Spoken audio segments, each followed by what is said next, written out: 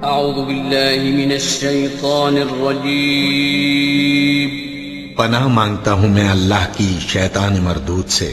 بسم اللہ الرحمن الرحیم شروع اللہ کا نام لے کر جو بڑا مہربان نہایت رحم والا ہے۔ اے اہل ایمان، گفتگو کے وقت پیغمبر صلی اللہ علیہ وآلہ وسلم سے راعنا نہ کہا کرو، انظرنا کہا کرو، اور خوب سن رکھو، اور کافروں کے لیے دکھ دینے والا عذاب ہے۔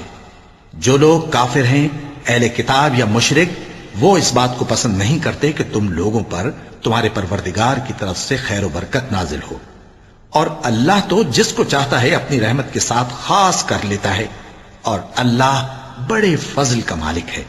ہم جس آیت کو منسوخ کر دیتے یا اسے فراموش کرا دیتے ہیں تو اس سے بہتر یا ویسی ہی اور آیت بھیج دیتی ہیں۔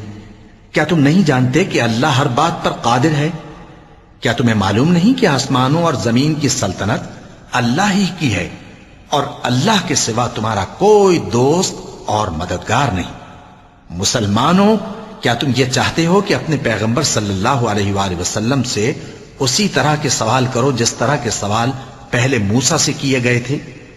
اور جس شخص نے ایمان چھوڑ کر اس کے بدلے کفر لیا تو یقیناً وہ سیدھے رستے سے بھٹک گیا۔ بہت سے اہل کتاب اپنے دل کی جلن سے یہ چاہتے ہیں کہ ایمان لا چکنے کے بعد تم کو پھر کافر بنا دیں، حالانکہ ان پر حق ظاہر ہو چکا ہے، تو تم معاف کر دو اور درگزر کرو یہاں تک کہ اللہ اپنا دوسرا حکم بھیجے۔ بے شک اللہ ہر بات پر قادر ہے۔ اور نماز ادا کرتے رہو اور زکوٰۃ دیتے رہو، اور جو بھلائی اپنے لیے آگے بھیج رکھو گے اس کو اللہ کے ہاں پا لو گے۔ کچھ شک نہیں کہ اللہ تمہارے سب کاموں کو دیکھ رہا ہے۔